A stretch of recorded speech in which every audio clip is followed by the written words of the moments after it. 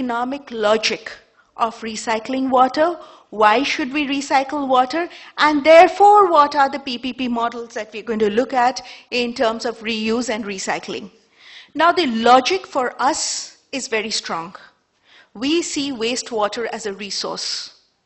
Because given this current situation that Delhi is in, we don't depend very strongly on getting any additional surface water to fulfill the needs of the growing city. We also see that groundwater extraction is becoming increasingly difficult, particularly in the southern and southwestern districts, north, northwest. So we just have maybe 1 or 2 districts that where groundwater is at a sustainable level of extraction. All the other districts are difficult.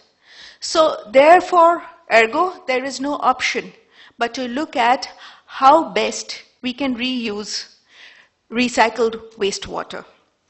That said, what we're also looking at are ways and means. Now, Delhi at present reuses about 40% of the wastewater that it treats. Not 40% of the wastewater that we generate, but 40% of the wastewater that we treat, which is about 140 million gallons per day. This is high in terms of other cities, but we're not satisfied with this.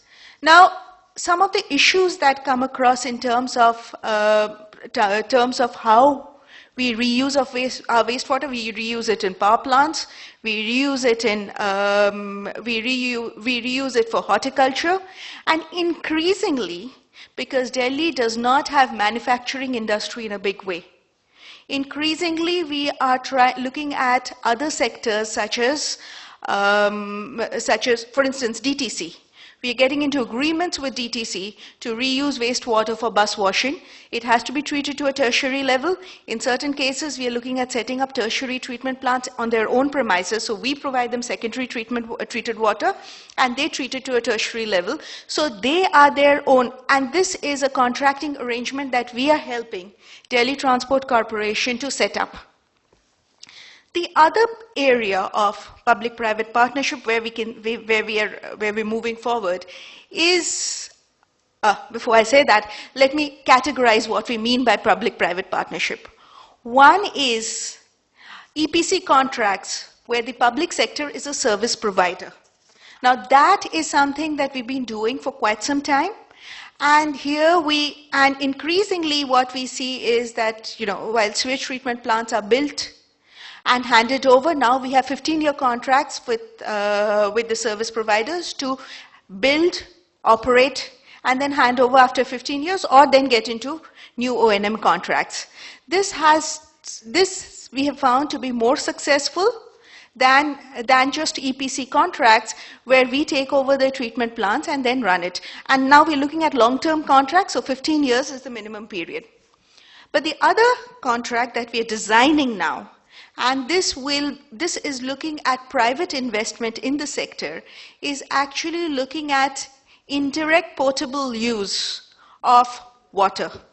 So one of the projects that we're working on right now is a 40 MGD treatment plant at Coronation Pillar, which will treat water to almost potable quality, and then we move it through the river, which Dr. Tare picks up on your point, which is Delhi willing to drink its own recycled water? Yes, we are. And so 40 MGD gets moved through the river course, gets picked up 12 kilometers downstream, and then gets retreated.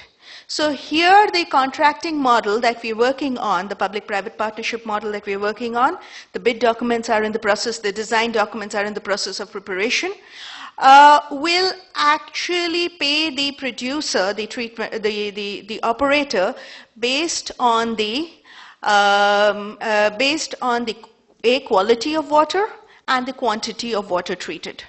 So therefore, I agree that you need to have, you need a strong recycling policy. And that is based on need. Now, for instance, I know Switzerland doesn't reuse any water. It all gets discharged into the lakes. That's because it's a water-rich country. Delhi cannot afford to do that, so Delhi willy-nilly will need to reuse its recycled water. But so there is this context where where if your fresh water is more expensive, then there is a market for recycled water. Sorry, is that me? Sorry. Apart from that, we also need to look at, one, ways and means to mandate the use of recycled water. Now, this again is part of the development, it's part of your development paradigm. Now, as new townships come up, and we talked about the legal mandates, one of the legal mandates in Delhi is that if you use more than 10,000 liters per day, an institution or a group housing society, it needs to recycle its water and reuse it. The danger there, while this is a part of the mandate, the danger there is regulation. Now, the trade-off between large treatment plants and many decentralized treatment facilities is who regulates, who manages. And frequently we see, and this is part of our experience, it is that the water treatment plants work effectively. Our best people tend to go into the water. We put our best people into the water treatment plants because if the water treatment plants fail, even for a couple of hours, there's a huge public outcry. If the sewage treatment plants don't work, people don't really care. And there I must tell you that, no matter how much civil society involvement you talk about, if you don't have strong regulatory mechanisms, the private sector or PPP is not a silver bullet. The idea is strong regulation, monitoring systems, and how strongly you ensure that your key performance indicators are adhered to. So we've had successes with the private sector, we've had failures with the private sector. We have had very strong successes with the private sector, but where we have put in the private sector into, for instance, 5 MGD treatment plants, there we have found that in the absence of strong regulation, the private sector is as good or as bad as the public sector. So that needs to be, a regulatory mechanism. And what kind of a regulatory mechanism? We need to think about that. Is that regulatory mechanism in-house to the utility or the urban local body? What kind of skills do you need within the urban local body to manage? The second issue that we need to talk about, and this is as important for wastewater as for water, is ownership of assets. Now, in a city like Delhi, we are looking at land as a major asset. And there we need to have a call on, does the private sector own the land? Will it own the facility? Or is it an operation contract? Now there again, this is a political landmine because wastewater is also a resource. So we need to also think about these issues. I think I've raised some of the major issues. Finally, we come to the issue of tariff setting and how to pay for the facilities.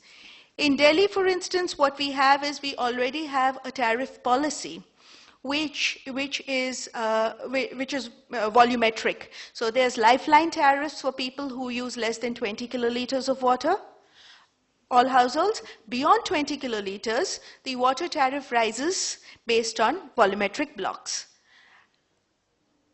And there is a 60% charge for sewerage, which effectively is, so it pays for the operation and maintenance cost of the infrastructure. Better managed, it will also pay for the debt servicing. So if you have a strong tariff policy and you have investment and you have reuse plans, I think it is possible to do PPP in wastewater management. Thank you. Mr. Amanullah. Thank you so much. Thank you, Professor Tare and Alok. I'm really honored to be here sitting with Ms. Mukherjee and everyone. Although the water sector, and we are even talking about the wastewater and sewer sector, in the country, not many PPP, actually compared to other sectors, almost negligible percentage PPP has been done on these sectors. As a good student, I actually walked through the questions that were set, or proposition that was set by Professor Tare, And I have my remarks there. I would be absolutely ready, happy to answer the questions that might arise later on. Just to get into the proposition and the questions and the topics that was set by Professor Tare and the summit committee. Basically, as I said earlier, the PPP in wastewater sewer is in a very nascent stage. But again, the experience that the country has seen so far on the PPP sectors and the path that the country has taken so far, we could correlate the issues that might arise in the wastewater and sewer sector in the PPP. So, and basically, I'm just going to talk about the questions and answers, I mean, very quickly. I wanted to add, and I think in various forums, a fourth P has been added, and I just want to talk about the fourth P as well. So if I really see the questions that was set to this panel, panelists were, what is the true definition of PPP? And I really want to add one more P, which is the people, the engaged and the involved people with the right kind of mindset. So the first P, as you know, is ailing with capacity constraints. So, you know, all the tier 1, tier 2 cities, if you see, we are doing many projects in water sector in the country right now. And we definitely see the problems that is existing in the tier 1, tier 2 cities. You know, not all, and it's not flattering to you, ma'am, but not all cities in the country are as smart and proactive as DJB. You know, we have to just go and struggle out there. So the urban local bodies, they really are constrained with the capacity and with the management, with the planning, with the response time, and etc. The second P definitely wants to invest, come along, do its part, provided that the risk and reward mechanism is put in place. And a very robust framework is put in place. So that's the second P. The third P also is a very important aspect because, you know, once you enter into the PPP, you have 15 years or 20 years of that partnership. And how we start with that partnership and how we really sustain that partnership and what is the relationship between the two partners is very important. And setting up the right background and the right framework to move forward on that third P is really important, and that basically defines the success and the failure of a project. I mean, of course, wastewater has not seen many, but that we have seen in the other sectors in the country. The fourth P I really wanted to discuss, and this is not my invention on the fourth P. Many times I heard Honorable Sheila Dikshit ji talking about the fourth P. And many other places in South India, there was a SUM infra conclave just last week. All of them talked about the fourth P on various aspects of PPP. That's the people, the involved, really engaged, involved with the right mindset, and the people. So that's the definition of PPP that I see, as I see it. Coming back to the second point that was discussed was allaying fears on privatization. One of the major things that we must do, and I think many of the people are trying to do right now, is to just communicate. Communicate.